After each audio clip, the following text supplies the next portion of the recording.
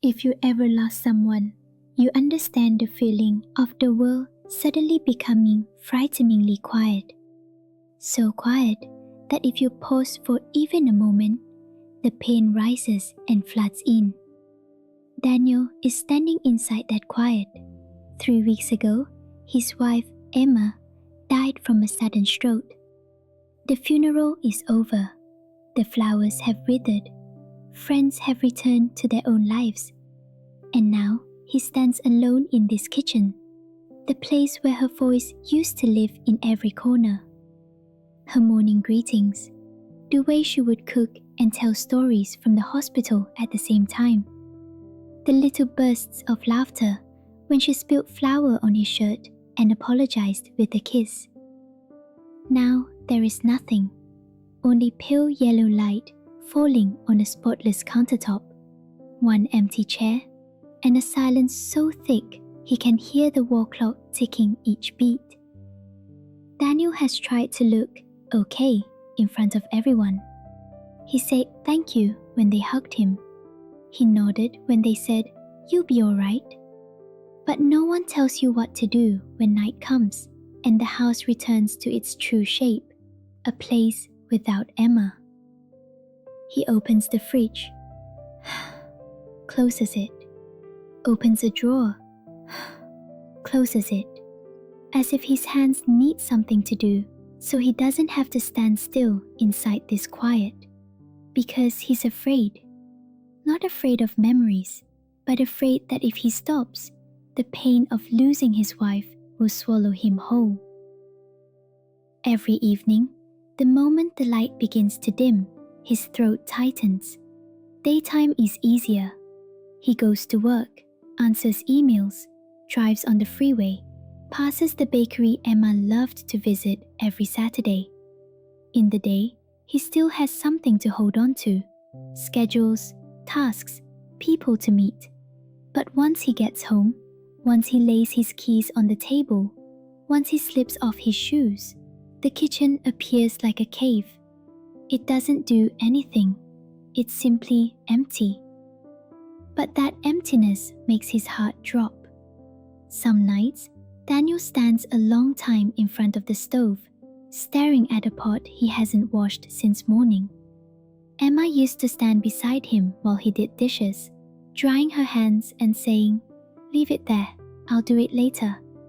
Or, "Did you remember to buy milk?" Those lines were so ordinary, he barely noticed them when she was alive. Now they are a cut.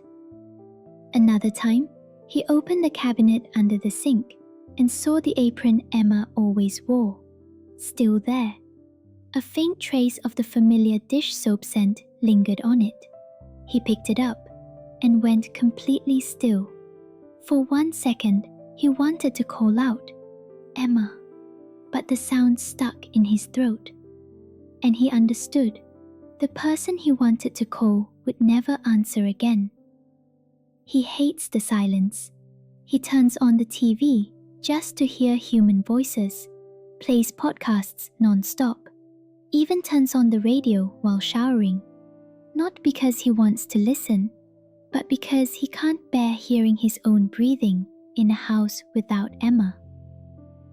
One Sunday morning, the whole city seems to slow down. Daniel goes nowhere. No one calls, no schedule, nothing to cling to. He lies on the sofa, staring at the white ceiling. A notification pops up on his phone. Do you want to revisit memories from 1 year ago? An old video plays. Emma standing in this kitchen, clumsily whisking eggs, and out loud. She turns and throws him a playful look, as if to say, "Come here, look." Daniel turns off the screen. His heart compresses. For many days he thought he was doing better. But the question that still suffocates him is, if I sit still, how much will I miss Emma? He fears silence because silence hides nothing.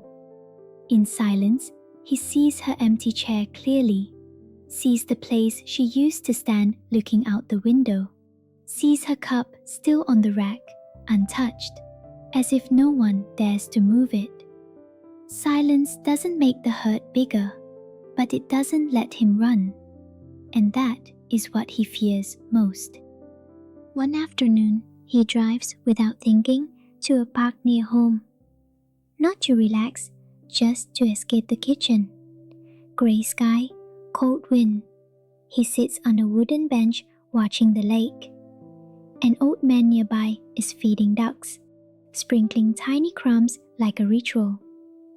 When Daniel stands up to leave, the old man asks gently, "Are you okay?" Daniel doesn't know why he answers honestly. "I lost my wife, and I'm afraid of silence. I'm afraid that if I stop, the pain will swallow me." The old man nods. Suffering is real. If you run from suffering, you run your whole life. Daniel stays quiet. The old man continues, his voice slow like wind through leaves. Suffering isn't here to destroy you.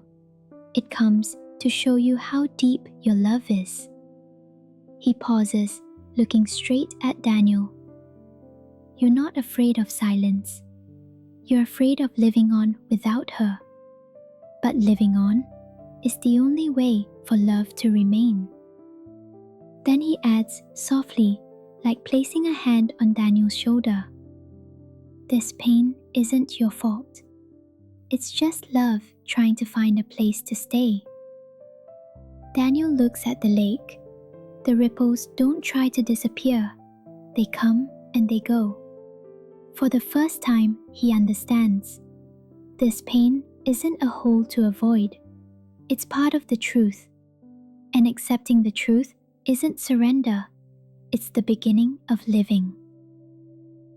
That night, Daniel goes home. The kitchen is still empty, still quiet. But this time, he doesn't turn on the TV. He stands there and lets the silence stay. He does nothing, just stands and looks. Tears rise. No screaming, no breaking apart. They fall quietly like melting snow. Daniel whispers as if speaking to Emma, "I miss you." Then he adds, as if speaking to himself, "And I'm still here." It's the first time he doesn't force himself to stay strong. He feels the grief like a tired child. It doesn't need explanations. It only needs him to sit beside it and let it breathe. In the days after, Daniel doesn't become okay overnight. He still has waves. Some days while washing dishes, he suddenly remembers Emma humming a silly tune and has to lean on the sink for a moment. Some days walking past the grocery store, seeing the candy she loved, he freezes in place. But he doesn't push the waves away anymore. He lets them come. He tells himself, "Yes, I'm hurting. Yes, I miss her. Yes, I lost Emma." And when he stops resisting, the pain doesn't tear at him like before. It still hurts, but it's softer, like a hand on his shoulder, not a punch. Another morning, Daniel makes coffee. He pours hot water into the dripper, listens to the slow dripping sound. The kitchen is quiet, but it's not terrifying anymore. In that quiet, he hears birds outside the porch, the wind brushing the window, the steady drip of water like a very real heartbeat. Life is still happening. It doesn't ask what he has lost. It doesn't demand that he be done grieving. It simply continues. Daniel places his hand on the edge of the wooden table. The surface is cold, real. He leaves his hand there for a while, as if reminding himself, "I'm still standing in this world." And he understands something simple. Silence doesn't swallow him. Silence holds him, holds the memory, holds the love, holds the truth that Emma once lived here. Silence doesn't take him away. It only teaches him how to carry love in a new shape, so he can live on without betraying the memory. That afternoon, he wipes down the countertop, not to erase Emma's traces, but as an act of living. He places on the table a small fruit bowl, a new towel, not to replace her, but to say, "This kitchen is still a place with life." From then on, every morning, he does one tiny thing. He sets a second cup on the table, not to deny the loss, but to remind himself, love once lived here, and love is still here, in the way he keeps living. He stands for a moment before the empty chair. He no longer sees it as a cliff. He sees it as the place where love once sat.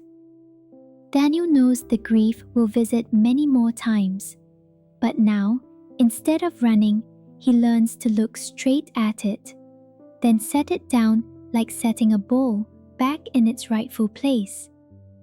Because looking directly at suffering is the first step of transformation. And sometimes, beginning again isn't forgetting, but learning to live on when love has changed its form.